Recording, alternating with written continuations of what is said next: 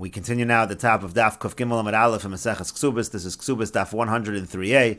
And the previous Amud the Gemara was discussing if you have a situation where the father dies, so the daughter, the adult daughter, does she stay with her mother or does she stay with her brothers? Does she stay with the Yarshim? And so the Gemara proves from the language of the Mishnah, Mai l'makom she'ima. Why does it say in the Mishnah to the place where her mother is? It sounds like it's talking about all daughters, not only daughters who are minors. Shma mino bas eitz elo'em loshna gedola v'lo katana. You see that the daughter stays by the mother. It doesn't matter if she's an adult, and it doesn't matter if she is a minor. Rashi says, "Mai l'makom she'ima the katani milsa psikta," like it's across the board all the time. Shma mina kol bas eitz elo'em. You see that all daughters, they stay by the mother. And the Gemara continues at the two dots, Lo Yomru Shneim V'chulu, is talking about the fact that the two, let's say you have a situation where the first husband, he promises to support the stepdaughter, and the second husband also promises to support the stepdaughter, so they can't say that they're going to do it together, they'll combine. No, each one has to give the full amount. And the Gemara says, there was an individual and he rented out a millstone to his friend, and instead of the person paying rent, paying in the form of cash, instead the idea was that he would grind up the food and he would give the food, he would give that to the person who rented him, that would be the pay, he wouldn't give money. Rashi over here says, the socher wasn't going to give money to the maskir. Instead what he would do is he would use the rechaya, he would use the millstone to grind food on behalf of the maskir, and that's how he would pay him. L'sofi Aser. Now, in the end, the masker became wealthy. So Zavin Rechaya v'Chamra. So he bought his own millstone and he bought his own donkey, and then he was able to grind. The wheat for himself.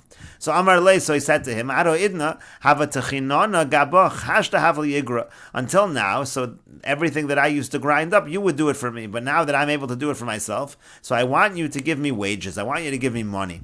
Amar Le mitchan techinen alach. So the person, the renter, said back, I don't want to do that. I don't want to give you money. I'd rather continue to do what I'm doing. I want to do the service of grinding the wheat for you.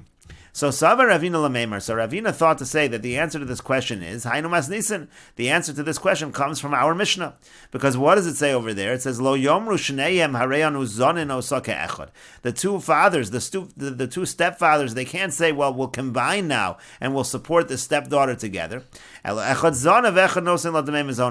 one of them has to give food and the other one has to give the value, the other one has to give the money. Rashi over here says, we don't say that they both give food. Now, even though they never agreed to give money, they both said they were going to give mizonos. Apparently the Mishnah is saying, if she has mizonos from another source, then the other stepfather needs to give money. Here also, when it comes to the millstone, even though the original deal was that the renter would grind for the person who rented it out to him, but now that the person doesn't need his wheat to be ground anymore, so now he should actually give money. That should be we should have a proof from our Mishnah to what the halach is in this case of the millstone. And the Gemara says, Amar le Rav Avira. So Rav Avira said to him, he said to Ravina, Mi dami, can you really compare our case of the millstone to the case in our Mishnah? Hasam chad kreisa isla, over there, so she only has one stomach. It's only possible to eat a certain amount. Tarti krista lesla, and she doesn't have two stomachs. But over here, Matzi Amar le, he could say to him, Tchon v'zavin, Tchon v'yosef. He could say very simply, look, you have your own millstone, but you can grind and you can sell. And therefore I can still continue to grind for you, and you can just grind from your own millstone and you can make a profit. It's still possible for me to grind the wheat for you and not to have to pay you money. By the case of the stepdaughter, that's impossible. It doesn't make sense that they both give her mizonos. Somebody has to give her the cash. But over here, when it comes to the case of the millstone, it is still possible that the renter can grind up the wheat on behalf of the maskir, and the maskir can do something else with his millstone. He can make money, he can make profit with his millstone. Rashi over here says, Techon v'zavin b'osa shalakachta, with the one that you bought, you should use it to sell. You can make money. Techon v'yosef l'mizonos saich b'osa shetzli, and the one for me, that one I'm going to grind up on your behalf and I'll give you. And so therefore you cannot compare the Mishnah to our case over here with the millstone. And the Gemara comments, V'lo amrin ela delesle tchina l'rechaya. Avalisle tchina l'rechaya kagonzu kofanos al midas stom. Rashi over here says, "V'lo amra delo yoav dmei." We only say that the renter doesn't have to give money. Ala delesle tchina l'rechaya shein socher motze litchon b'schar kol shah. That's only when the renter can't make money himself from this millstone. He can't find people to buy from him. Lafika chomer lo ani yoshe batal etchon lach v'lo eten damim. He says, "Why? I should sit here and do nothing with the millstone. I'll just grind for you. I don't want to give money." But let's say the renter is able to use the millstone and make money off the millstone, sell to other people. So then absolutely, he should grind using the millstone and sell to others, and then he can give the money to the masker. And if he doesn't do that, midas stom, that's already midas stom. This guy benefits by getting money, and the renter, he doesn't lose anything because he's going to do the same exact thing. He'll sell it, and then he'll give the money to the masker. In stom, if it would be a situation of zenenev zelo chaser, it didn't bother them at all, but still they wouldn't want to do a person a favor. And so that you're not supposed to do. That's what it's saying over here. But if there's business over here with this millstone that he's able to do, and the renter can make money from it and give the money to the masker, in such a situation we force him and we don't let him act like those people in Stone, the way they acted again when they wouldn't do a favor for someone, even when there would be no loss to them to do that favor. And the Gemara continues with the Mishnah. Almana she'amra ifshi lazuz mi beis bali. Let's say an almana says, I don't want to leave the house of my husband. Ein hayorshin yicholim lomar lo l'chi lebeis avich. The yorshin can't say to her, you have to go live by your father's house. She's entitled to live by her husband's estate. V'yanu zananosach, and we'll support you over there by your father's house. They can't say that. They have to support her, and they have to give her an area to live in the estate of the late husband, according to her honor. Amra ifshi lazuz mi beis abba. Now let's say she says, I don't want to leave the house of my father. Yicholin hayorshin lomar lo. So there, the yorshin could say to her, Imat etzleinu yesh lach mizonos. If you stay by us, then we'll give you food. But if you're not going to stay by us, ein lach mizonos, we don't have to give you food somewhere else. Let's say she says, look, I can't stay by you because I'm young and you're young. It would not be appropriate for me to stay in the same house. So then already that's a good reason. Then they should support her while she is in the house of her father. And the Gemara says, Tanu Rabbanon, the rabbis taught, Mishtameshes b'modor, kederech shemishtameshes b'chayi bala. She's allowed to live in the living quarters of her late husband in the same way she lived there when her husband was alive. Be'avadim u'shvachos, with the slaves and with the maidservants, kederech shemishtameshes b'chayi bala, the same way she used them while her husband was alive. Bekarim u'vikistos, and with the pillows and the sheets, kederech shemishtameshes b'chayi bala, the same way she did while her husband was alive.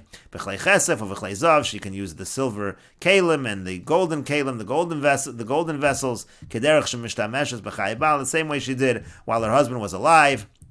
Shekach kosavla, because that's what's written for her in the Ksuba. Ve'ate yosves b'veisu mitzana minachosai kol yimei megar armalosayich. It says again, you're going to sit in my house and you'll be supported from my estate the entire time that you're a widow. And the Gemara continues, Bevesi in my house. What does that mean? Tani Rav Yosef taught that it means to say, Bevesi in my house, velo beviksi, but not in my small hut. Rashi over here says, Velo beviksi, bayis tsar kein srif, kedaminan b'mesech Shabbos biksa be'aksa. It's like, again, a little small, narrow hut. Im hayam mother shalo tsar lo kibel olav, lo otzi asbana velo shiva. If he has a very small area, so the late husband did not accept the idea that he would kick out his sons and let her sit there. This is only when there's really a house that's able to sustain them all. That's when he takes upon himself this obligation that if he dies, she's able to stay in that house. She can live in his estate. And the Gemara continues, Amar of Nachman says, Yisomim shemachru modur almana lo asu velo klum. If the orphans try to sell the living quarters of the widow, what they have done is nothing. It's not going to be an effective sale. And the Gemara says, but what's the difference between this halacha and that which Rabbi Asi said, that Rabbi Yochanan said? Because Rabbi Asi said that Rabbi Yochanan said, let's say you have Yisomim and there's a small amount of property, and really they're supposed to be using some of that property, they're supposed to be using it to support the daughters, but they go ahead and they sell that property. So what they sold, that's already going to be a good sale. So how come over there it's a good sale, and over here, by the case of the living quarters of the Almon, it's not a good sale? And the Gemara answers, Hasam over there, lo mishtabdi lo mechayim. They're not meshubit to her, they're not meshubit to the daughters while the father was alive. But over here, mishtabdi lo mechayim. Over here, the husband was already meshubit to give living quarters to the wife while he was alive. That shibud, that obligation came earlier. And therefore, in this situation, by the living quarters of the almana, if someone tried to sell it, it's not going to be a good sale, because that obligation to provide her living quarters was even during the lifetime of her husband.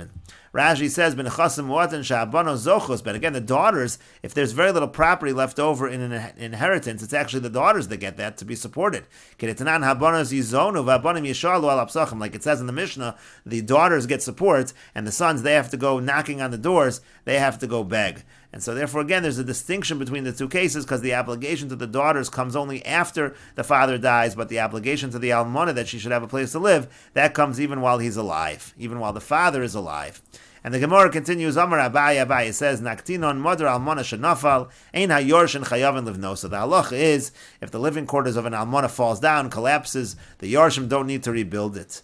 Tanya nami hachi, we have a brisa that says the same thing. Mother almana shenafal, ein hayorshin chayavin livno. So again, the living quarters of an almana falls down, the yorshim don't have to rebuild it. V'lo, not only that, elafilu hi omeres hanichuni vevnenu mishali. Even if she says, let me, I'll build it with my own funds. Ein shomila, we do not listen to her. Boya Abaya asks the following question: Shiftza mai teku. Rashi over here says, Shiftza chazka b'dokel. Let's say you have a situation where she strengthens it, so she makes it like a stronger area to live. What would be the halacha in that situation? Rashi over here says, Mai mi amina lo mafkinan lo kol yomim sheyachol iskayim. Do we say, okay, now she strengthened it, so she's allowed to stay there as long as it's able to stay up? Maybe we say, no, you're not allowed to just strengthen it to make it that it can last forever. You're not allowed to do that. And to that the Gemara says, Teiku, the Gemara leaves that as a question. And the Gemara continues at the two dots. The Mishnah said, Omro efshi. Let's say she says that I don't want to leave my father's house and I don't want to live in the estate of my late husband and you should support me over here. So the Mishnah said that they don't have to support her in that area. And the Gemara says, why don't they just give her the same support that they would have given her had she been living with them? And the Gemara answers, Messiah Leila Rav Huna, this supports what Rav Huna said. The Yamar Rav Huna, because Rav Huna said, Birchas Habayi is beruba, that when you have a situation of more people in the house, the beruba, when there's a lot of people in the house, there's a greater blessing in the house, and therefore, in other words, it's easier to support. When you have a lot of people per person, per capita, it's easier to support everybody. So therefore, there would be less, it would cost them less money to support her if she lived in their house. But the Gemara says, but why don't they at least have to support her according to what they would have had to support her in terms of the blessing of the house had she been there? They should give her at least that amount of money. And the Gemara says, Hachanami, indeed that's true. They do have to give her that amount of money. The point is they don't have to give her the full support that she really requires now that she's in her father's house. And the Gemara continues, Amar Rav Huna, Rav Huna says, Lashon Chachamim bracha, Lashon Chachamim osher, Lashon Chachamim marpe. The language of the Chachamim teaches how to have bracha, it teaches how to have wealth, and it teaches how to have healing. Bracha hadiyamran, the blessing, that's what we just said. We said the birchas habayis is beruba. When you have a lot of people, you have a blessing in the house. Osher, and where do we see a teaching about wealth? Titanan, as we learned in the Mishnah, Hamocher peros lechaver, if somebody sells fruits to his friend, Moshach velo madad, if he pulls on the fruits but doesn't measure them, kana, that is a good kinyan, that's a good acquisition. Madad velo mashach, if he measures but he doesn't do a meshicha, he measures but he doesn't pull it, lo kana, that is not a good kinyan. And if he's smart, what he'll do is he'll rent out the location of the fruits, and that will be an automatic kinyan. So that is a teaching that has to do with a smart way to handle money, has to do with wealth. And Marape, where do we see a teaching about healing? The Tanan, as we learned in the Mishnah, Lo yilos adam chitin v'yoniach agavi makaso b'Pesach. A person shouldn't chew wheat and put it on top of his wound on Pesach, mibnei shemach mitzvos, because it's going to turn into chametz. And you see from there that in general, chewing on wheat and putting it on a wound is healthy for the wound. And the Gemara continues, Tanu Rabban, and the rabbis taught, B'shas Petiraso Shal Rebbe Amar Livni Anid Levanai Anid Sarech. When Rebbe was dying, he said, I need to talk to my sons. Nichnesu banav etzlo, his sons came to him. Amar lehem, he said to them, Izar b'chvod imchem, be careful in terms of respecting your mother. Ner yehei dolek b'mekomo, shulchan yeyarech b'mekomo. The candle should still burn in its same place as when I was alive. The table should be set the same way as when I was alive. Mita te mutzaz b'mekomo, the bed should be made the same way while I was alive. Yosef chafni Shimon Efrasi, heim shemshuni b'chayai, v'heim yishamshuni b'mosi. And Yosef chafni and Shimon Efrasi, they served me while I was alive, and they should serve me even after my death. And the Gemara continues at the two dots, analyzing the statement of Rebbe, Hizara b'chvod imchem, be careful and respect your mother. And the Gemara says, what kind of instruction is that? The Torah says that they have to do that. Dichsiv, like the Torah says, respect your mother, honor your father rather, and honor your mother. So what does he have to give them such an instruction? And the Gemara answers, Eishes Av Havoy. No, he's talking about, this was the wife of their father, it was their stepmother. So that's why I said you have to even give honor, you have to respect your stepmother. So the Gemara says, Eishes Av Nami Do Raisi. But if that's the case, but the stepmother also is a din do raisa, that you have to respect and honor the stepmother. The Tanya, as we learned in a brisa, Kabed Es Avicha V'Yasimecha. It says Es Avicha, and it says Esimecha, and there's a Vav. So those include Es Avicha Zu Eishes Avicha. Es Avicha includes the wife of your father, it includes the stepmother. V'Esimecha Zu Bali Mecha, and it says the S by your mother means the husband of your mother, means even your stepfather. And Vav Yisera L'Rabos Es Achicha Gadol, the extra Vav in the pasuk, that includes your older brother. So you see, that's also from the Torah. And the Gemara says, Hani mili mechayim. No, that pasuk, it only means when they are alive, meaning if your father is alive, you have to respect your stepmother. Aval achar misa lo, but let's say the father died, so then there's no halacha from the Torah to honor the stepmother, and so that's why Rebbe told his sons to continue to honor your stepmother. And the Gemara continues at the two dots, Ner yehei dolek b'mekomo, shulchan yehei yarech b'mekomo, mita tei mutzas b'mekomo. The candle should burn in its place, the table should be set in its place, the bed should be made in its place. My timer, what's the reason? Kol beis shimshi haveyosi lebesi. The reason is because every Friday, Rebbe actually used to, even after he died, every Friday, every Erev Shabbos, he would visit his house. There was once a Friday where the neighbor came, Kakaria Abava, she was knocking on the door. Amra Amase Shtiku. So his maidservant said to the neighbor, Shtiku, be quiet, to Rebbe Yosef, because Rebbe's sitting over here.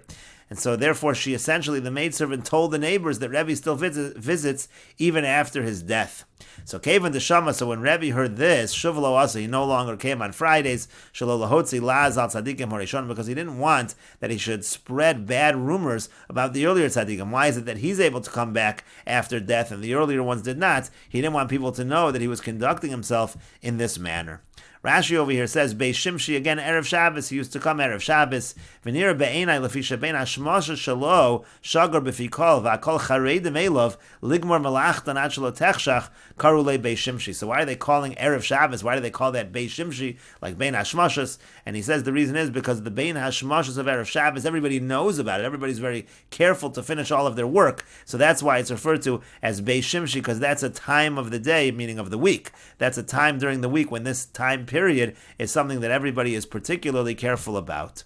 And the Gemara continues at the two dots, Yosef Chafni Shimon Efrosi, Heim Shemshuni Bechaye, Heim Yishamshuni Bemosi. Again, Yosef Chafni and Shimon Efrosi, they served me during my lifetime, and they should serve me after my death. We'll take a look actually at Rashi on Shalol Lahotzi Laz also. Shalol Lahotzi Laz, Lomar Lot Tzadikim Hayu. Rebbe didn't want the people to say the earlier generations weren't Tzadikim. Shlo Hayu Lehen Rishus, Lavo Levesam Kamo Rebbe. They didn't have Rishus after death to come to their houses like Rebbe. That's why Rebbe no longer wanted to come.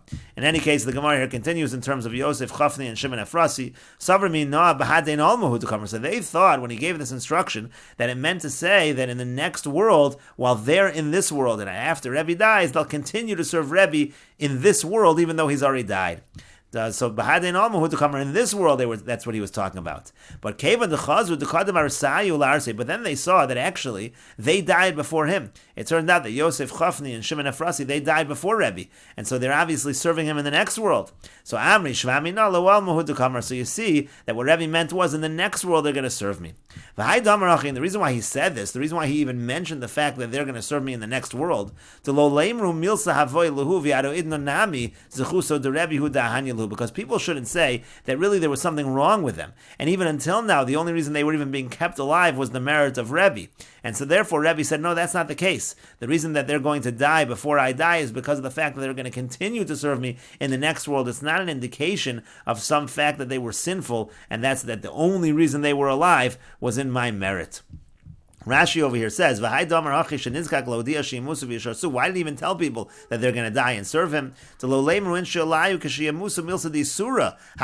People might think about them, something bad about them.